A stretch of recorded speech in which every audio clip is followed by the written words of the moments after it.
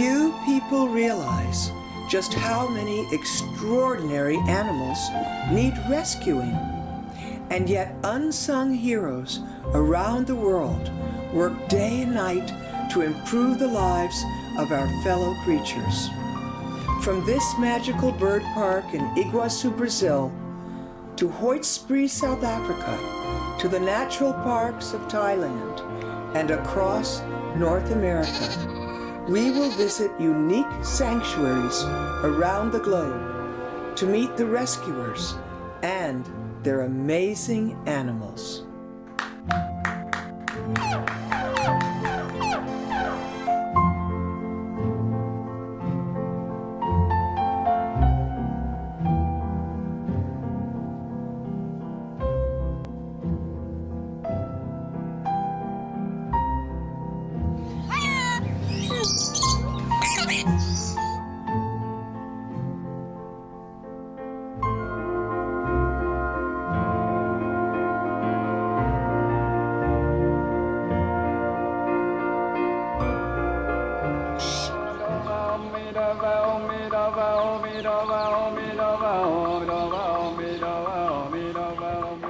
This kind monk suggested that I travel to the Lampang Elephant Conservation Center, sponsored by the Thai government.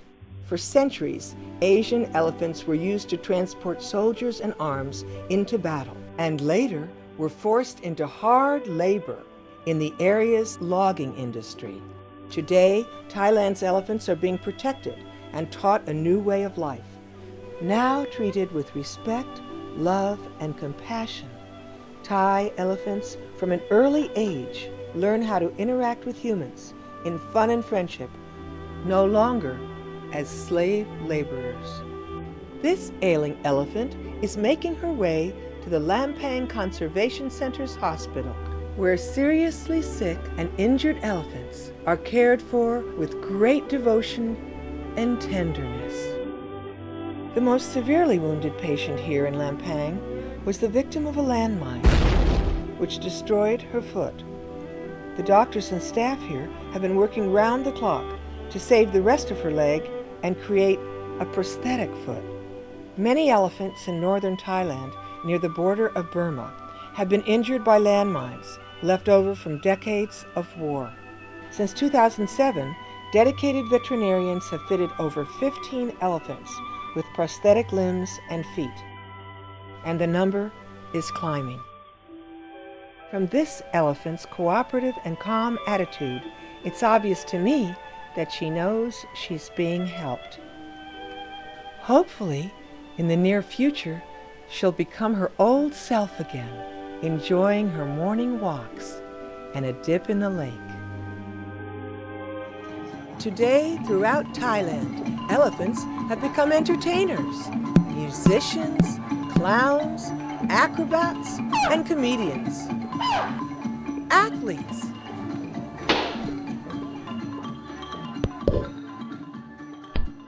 And masters of fine art. Mesmerizing tourists with their extraordinary talents.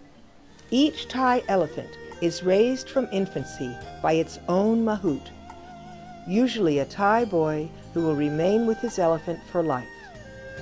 The relationship between the mahout and his elephant goes beyond a lifetime of respect and affection. It becomes an unbreakable bond of understanding, love, and loyalty.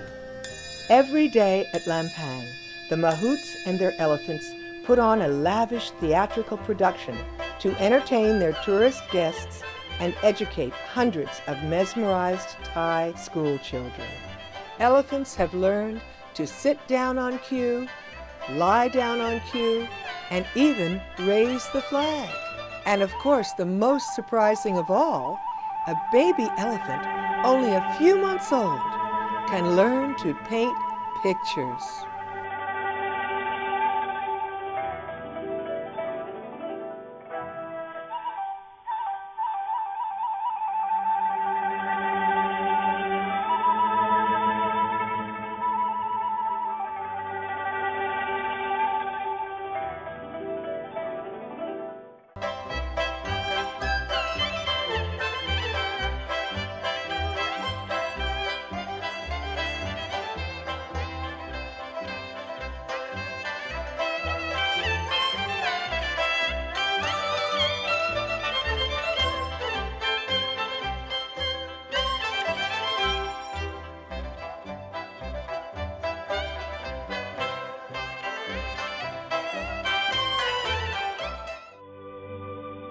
the Lampang Elephant Conservation Center, and others like it throughout Thailand have engendered a growing awareness of the true nature of elephants.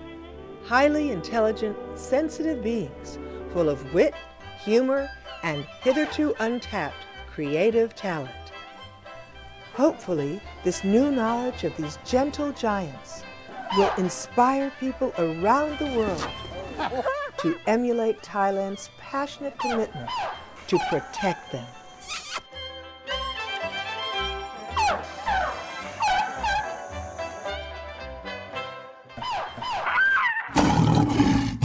Around the world, and especially here in Africa, animals are finding themselves with less and less living space, while we humans are grabbing up all the real estate. So the poor animals are forced to try to forage for food on our territories, which can become disasters for the animals. Eagles are flying into power lines. Vultures are victims of agricultural poisons. Leopards and other big cats are being snared in traps and even shot by angry farmers. Those injured animals often die, but the few who are lucky enough to be rescued are often brought to the Maholo Holo Animal Rehabilitation Center, where their injuries are successfully repaired and they're returned to the wild.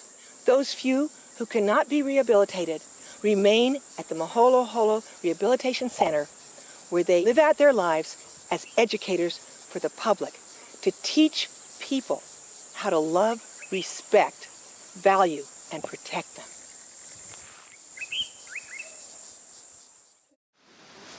These vultures are endangered because thousands have been poisoned because the locals here in Africa believe that the hearts and brains of vultures can give them special magical powers such as seeing the future, clairvoyance. So they have made a muti. A muti means a special stew, which is something that they eat, and they think that's going to give them the power.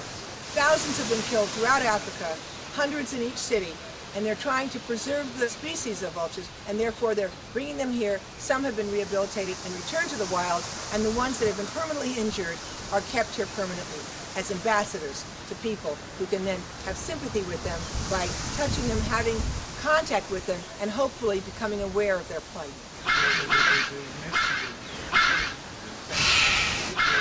This is Landella. She's a 10-month-old baby black rhino. Black rhinos are very rare and an endangered species.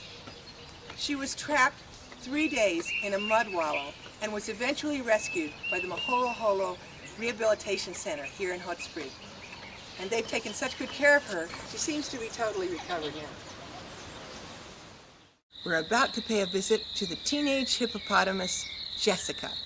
She's the hand-raised baby of Tony and Shirley Joubert, who love her as their own child. Her proud parents have raised her ever since they discovered her as a tiny little baby with her umbilical cord still attached. They found her in the river right in front of their house, and luckily got a hold of her before the crocodiles did.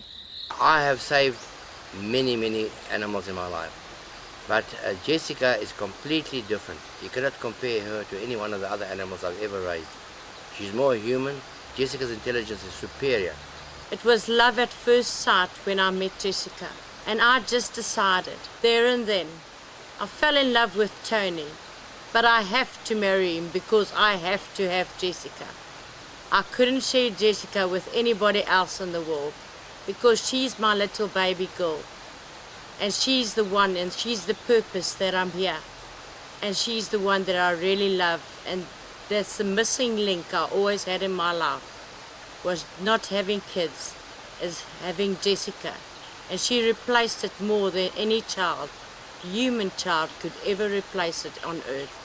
And that is Jess. She's just a bundle of joy, and she's just a bundle of love. What are you bringing for Jessica, Eunice? Dog pills. What are you bringing her? Dog pills. What?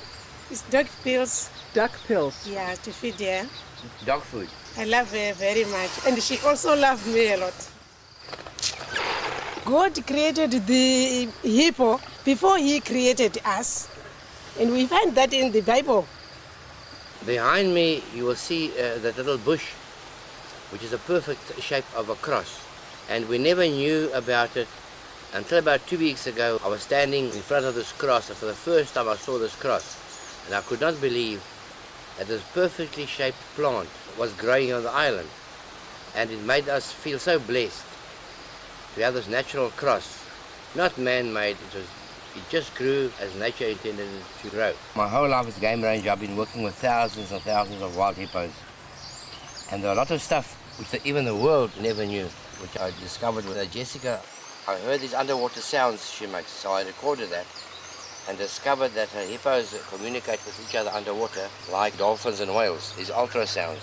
And when we discovered that they communicate with each other underwater, I gave people some of her DNA, and they found out that the dolphin and the whale is the closest relative to the hippo. This is heaven. We're holding up a beautiful hippopotamus's face with our feet. It's quite heavy, actually. My feet are holding up the face of the hippopotamus, and underneath my feet, these fish are exfoliating my skin, and it's tickling so much. I don't know how long I can handle it. I feel like piranhas. Oh, God, I keep doing it. The world knows very little about hippos. It's one of the least known big mammals in Africa is the hippo. But with Jessica, we learned so much.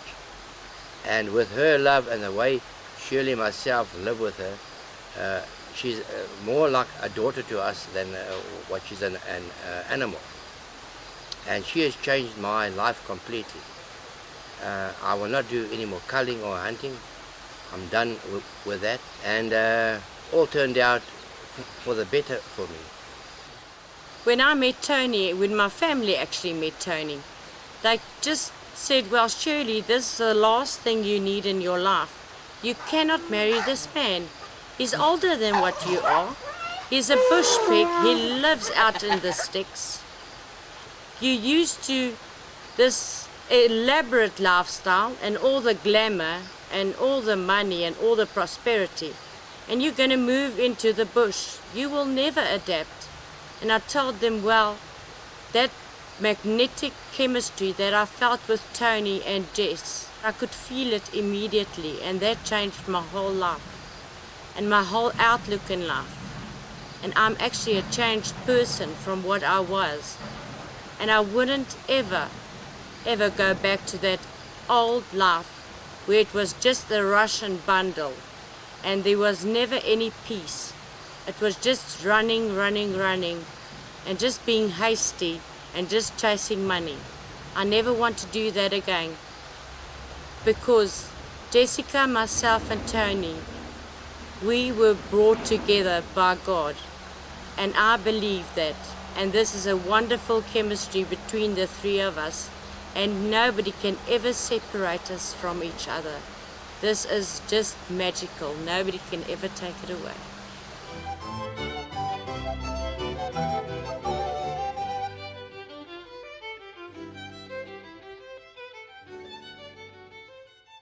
Freedom came to us in the summer of 1998. And she was about 3.5 months old and had fallen 80 feet through the trees out of her nest and hit the ground and busted both her wings. Very, very thin, emaciated and covered in lice. And a young eagle like that is just almost totally black. Her injuries were so severe, we knew she would never fly. And there was a great deal of question whether she would even survive. We'd had to tube feed her for a while, but then after a few weeks, she wasn't standing up. I'd go in there and try to prop her up on her feet and just hold her, but she would want to fall down. So every time I did that, I was trying to get her to stand up. And after 7 weeks of that, we had a little meeting with the founder and the director and stuff, and it was like, well, we're going to give her another week, and if she's not standing up, we're going to have to put her down. I had sat in there many times that they're talking to her in front of the thing, just telling her, if you want to live, you got to stand up. You got to give us a sign. So finally, within 24 hours of D-Day coming for her, I decided to go. I drove up to the center my normal day, and it was one of those long drives because, you don't really want to face what's coming. And as I walk in, nobody says anything, but they're all smiling. And so I walk through the kitchen part into the back, and she was in the dowel cage in the corner, just standing up, craning her neck around, looking for me. And so it was a good day for her. It was a good day for us, So you decided you could live, and you had a mission. Isn't that right? Spotted eagles, they have this kind of modeling all over, which is a second-year bald eagle. So we had been out doing programs for a couple of years, and she was just getting modeled. And then I had a lump in my throat, right here. One day I was just scratching. I hadn't shaved, I was like, I wonder what that is. And they weren't going to tell me what it was, but I knew it was something bad just by the looks in the doctor's eyes when they get like that, So after all this stuff, and they finally did surgery and pulled it out, I got diagnosed with non-Hodgkin's lymphoma, which is stage 3, which is like all over your body, and it's in one major organ.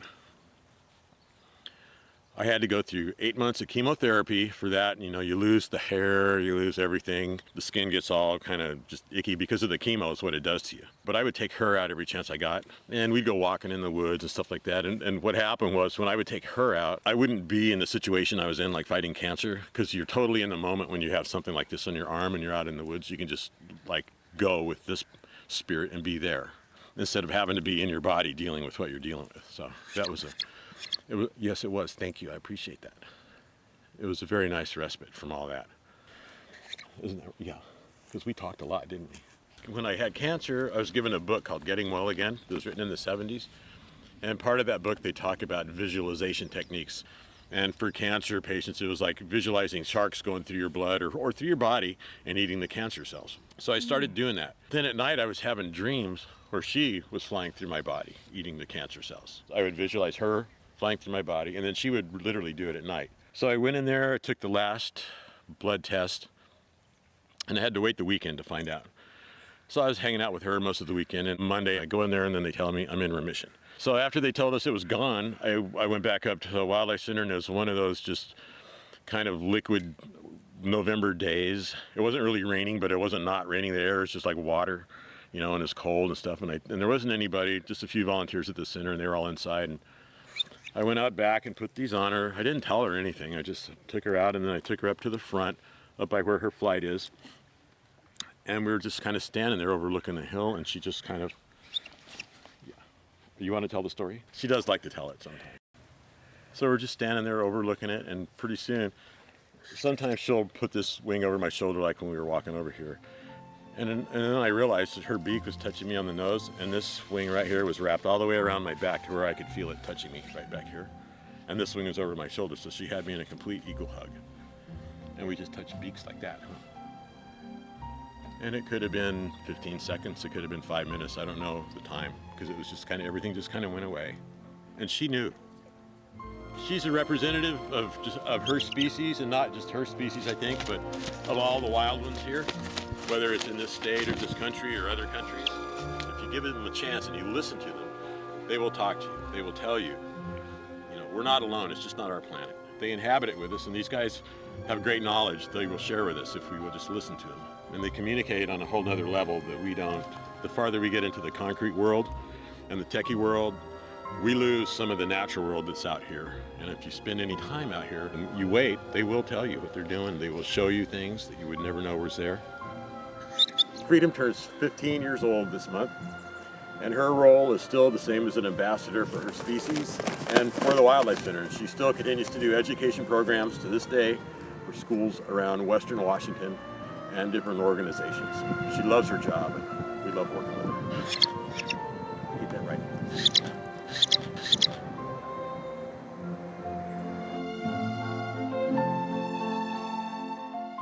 How did you make elephant paradise?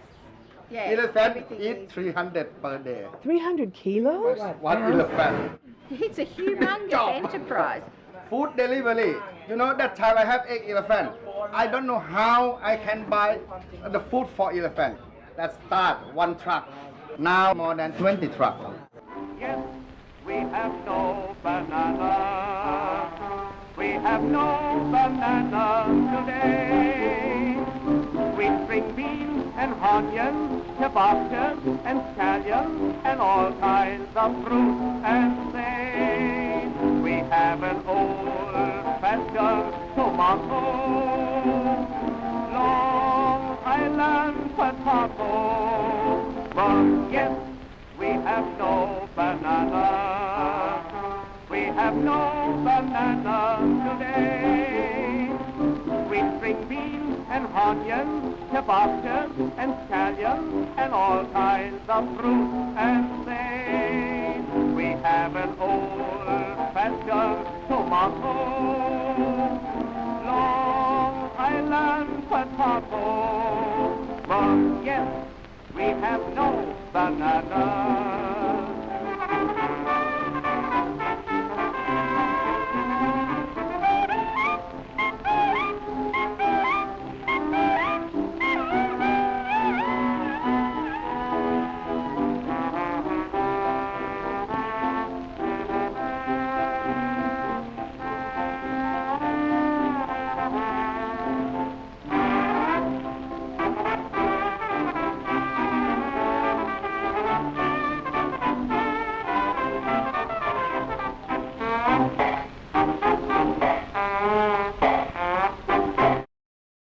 Most people in their heart are good people, you know, and they want what's best, not only for other people but for animals. The people who are falling by the wayside on that, there's something seriously wrong with them. The people who can, you know, make better laws, you know, to protect animals, you know, we need to just have more stringent laws, but we need to understand everything first. I knew now that for me to understand everything, I'd have to become a genuine Elephant Village volunteer, learn the ropes from the real pros, get hands-on experience. And I learned something else, that when you love what you're doing, hard work can be a heck of a lot of fun, especially when you've got such beautiful new friends to play with. Elephants are quite talented. Some are great athletes. They play soccer, basketball, even polo. Then others are born entertainers. And then there are a few who actually like to paint pictures.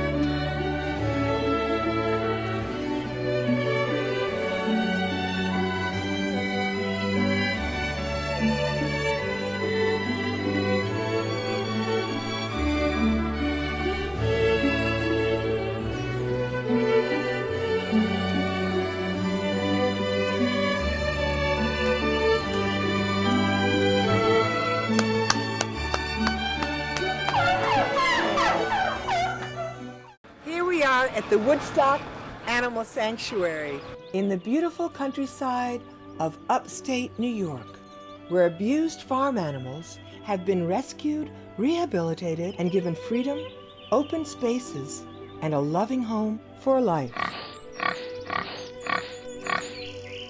This is Albie, and he was found down in New York City in Prospect Park in Brooklyn. He escaped whatever his fate was, but he had been hogtied, and the pound picked him up. They gave us a call and asked if we could take him in. He had lost a lot of circulation from his legs being tied together, so we did everything we could to try to save the leg, but the infection in the bone was so bad that it had deteriorated his bone, and so we had to get his leg removed. And given that I belong to the school of fake leg wearers, I talked to my guy that makes my legs, and he, as a favor to the farm, made a little leg for Albie.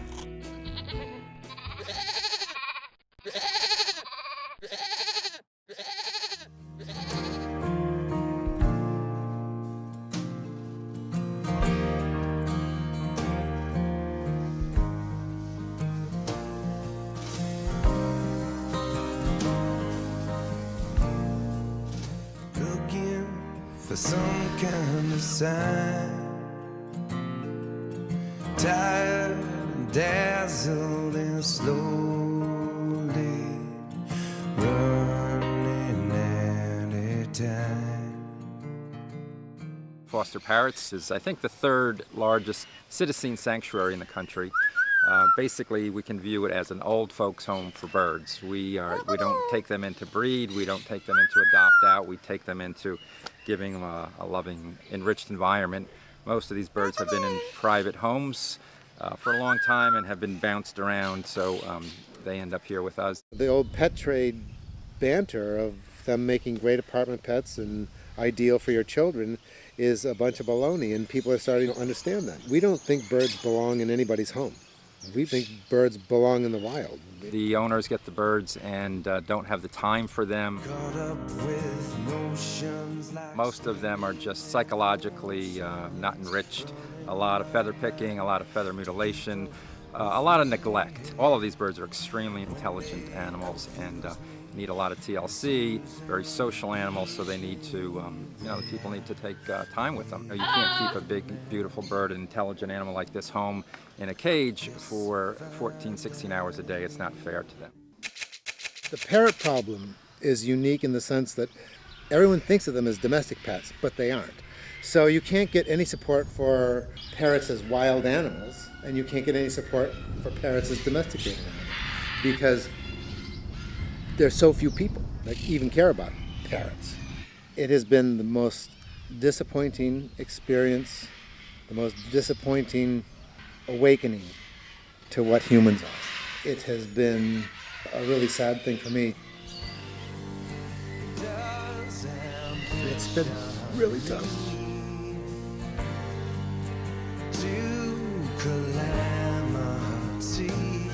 That the blueprints were lost from the start.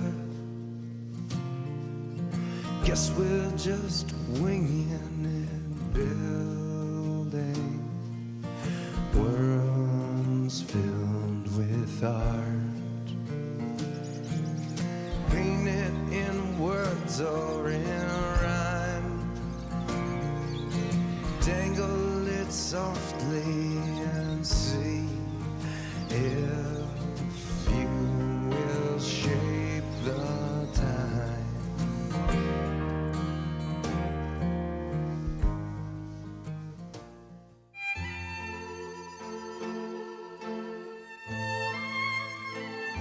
As I entered this magical place, the Royal Kraal Elephant Village, for the very first time, I knew that for the elephants here, this little piece of their planet must be the closest thing to paradise. While most of these elephants had suffered throughout their lives, they were safe at last, their future bright and secure. In fact, this tropical retreat was like a round-the-clock full-service spa with 24-hour bath and catering services. And it was great fun to meet one of the amazing ladies who ran this rare establishment. At Elephants Day, everybody's welcome. You don't have to agree with us, we don't care, but you're welcome to come, you're welcome to have a look. Do you want your life changed? Everyone wants to change their life. This is where you can do it. There you go. See? This is what can change your life. If you give to them, you know you'll get back 100-fold.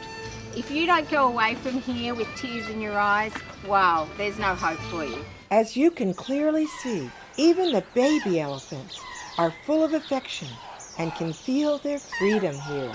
It's the most humane, loving place I've ever seen for elephants to exist.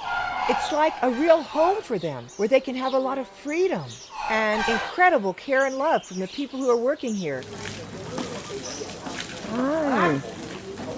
The mahouts seem to really love these elephants, and they seem to be totally devoted to them, 24 hours a day.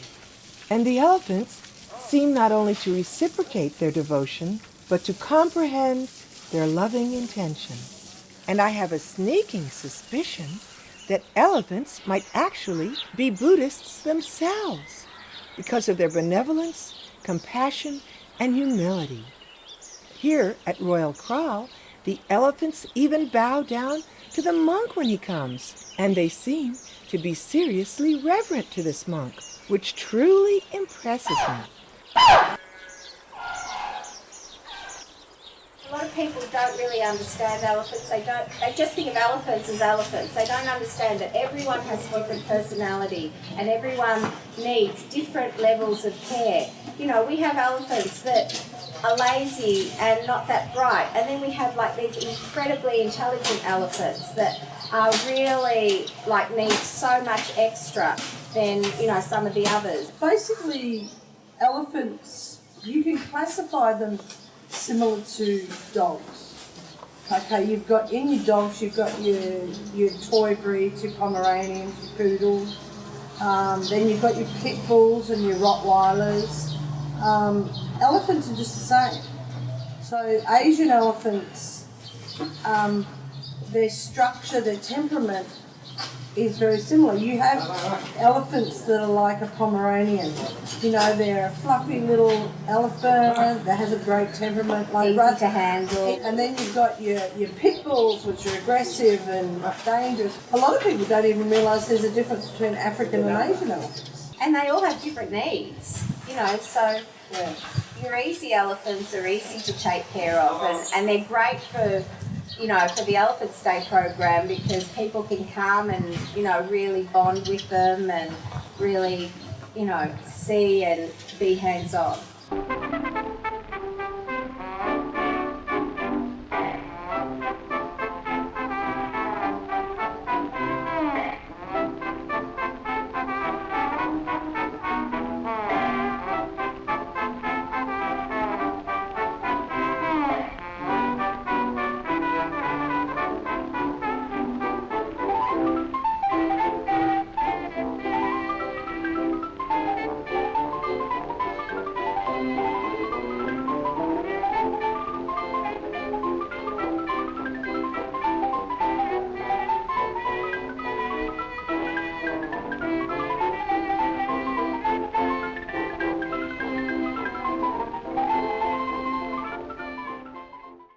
Here we are in Cape Town, South Africa, where we'll be exploring the world of birds, the third largest bird park on the planet.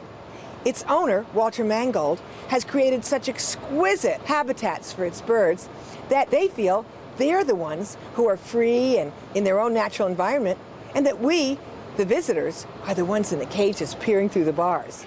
We are now getting up to 200 birds and animals every month in need of help already for 37 years. And that means from the tiny babies which have fallen out of nests, to birds and animals which have been injured by cars, pollution, shot, poisoned, and people bring them to us. We have a no-kill policy. While there is quality of life, these animals go to our baby room or bird hospital or even into the incubators to start off with, and we help them. Every soul gives a life a purpose. And I realized that the gift had been given to me already from birth, my closeness and intimacy with nature. You got to do it for the love of it.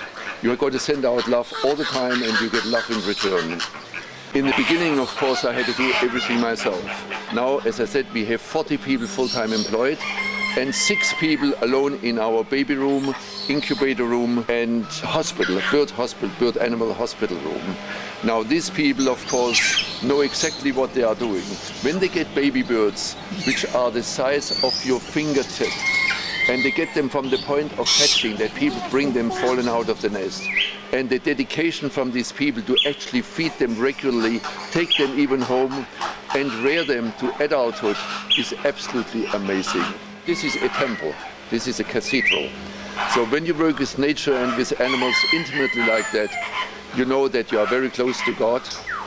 You don't have to be religious, but you certainly learn to be spiritual, and you learn to trust in spiritual guidance, and you realize that this is my soul's purpose in this life.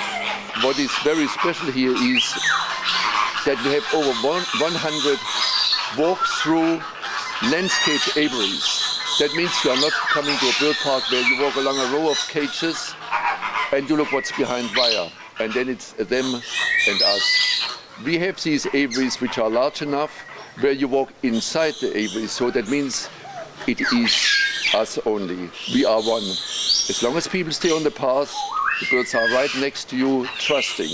Absolutely beautiful. We have natural backgrounds you can photograph.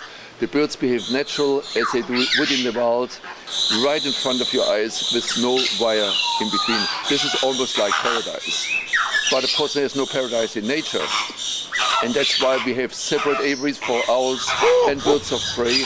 And even those, of course, have to be separated because they will kill each other. But the experience you get when you come to the world of birds, the kind of freedom, the kind of trust, the intimacy with nature, you cannot find anywhere else in the world.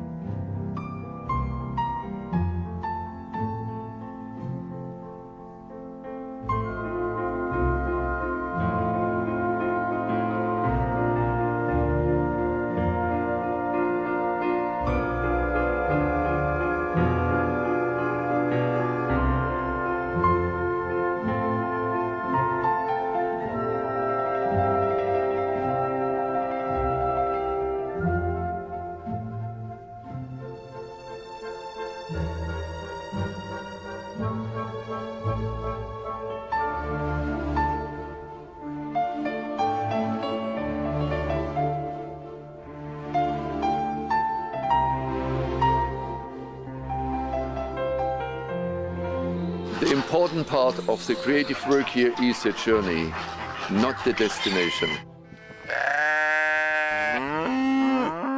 This tiny crate is what these baby male calves are forced to live in for 6 months before they're slaughtered. They're often chained by the neck. They can't move, and they're fed an iron-deficient diet so that their flesh remains really soft. And it is extremely difficult to think that the mother cow has to live such a sad life, that first she's forced to have babies, she's got forced impregnations, then these little babies are ripped away from her, and then afterwards she's slaughtered for meat. It is such a sad life, and people just don't know about it. The most magical part of my day at the Woodstock Animal Sanctuary was when Patsy the piggy asked me to give her a tummy rub. It's obvious Patsy was in pig heaven. Too bad so many so-called refined people never get a chance to experience this delicious slice of paradise. In northern Thailand, they actually have an elephant art gallery. On arrival, we were stunned by the elephant art, even on the walls of the ticket counter. An elephant painted the king of Thailand in this painting. One elephant. One elephant. How long did it take him to do this painting? 15 minutes. 15 minutes, and he painted the king of Thailand? Oh my God. Painted by an elephant of a bird on a branch? I can't understand how he could get that. That's amazing. The temple, you know? Yes, it looks like a temple. Oh my God. Temple on the hill.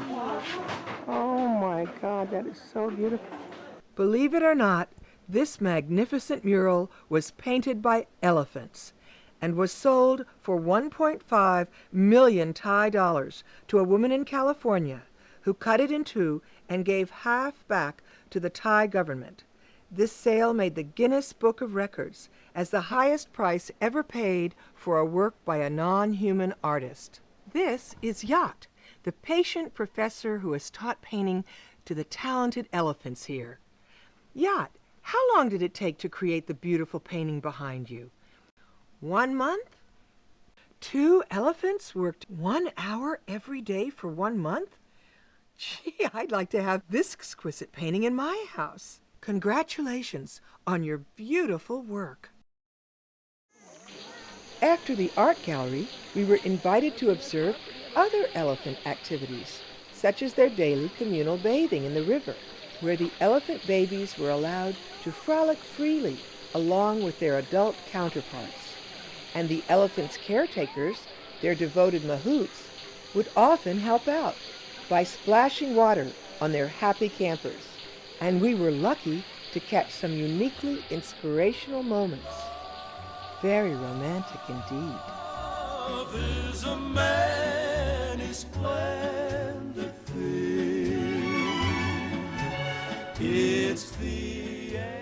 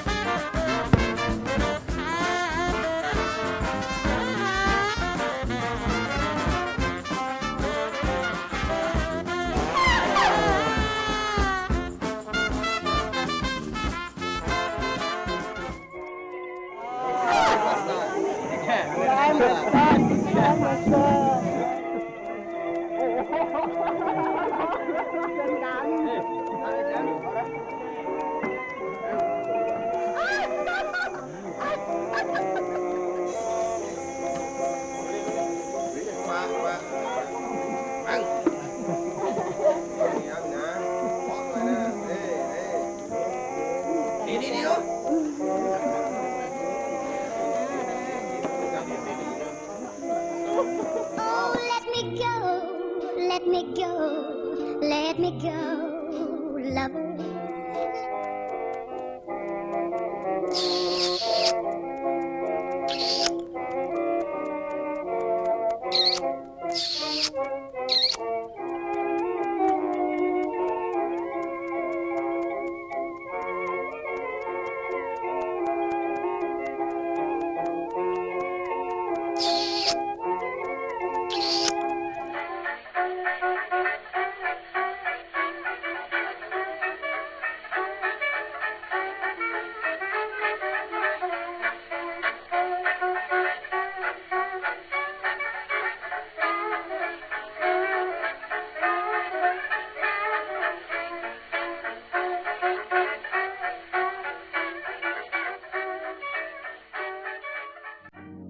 After northern Thailand, I decided to go back to where I felt truly at home, Royal Kraal, where nurturing and love are the very basis for its perpetuity.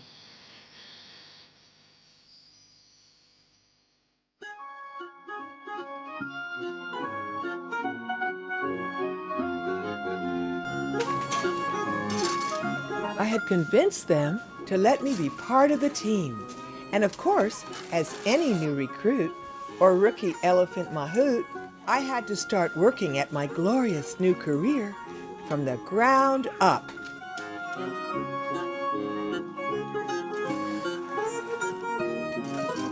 Things get brighter, loads get lighter, I'll keep plugging away.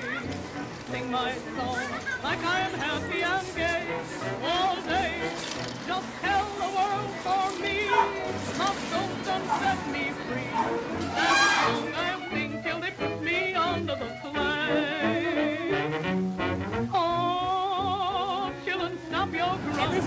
heavy ship.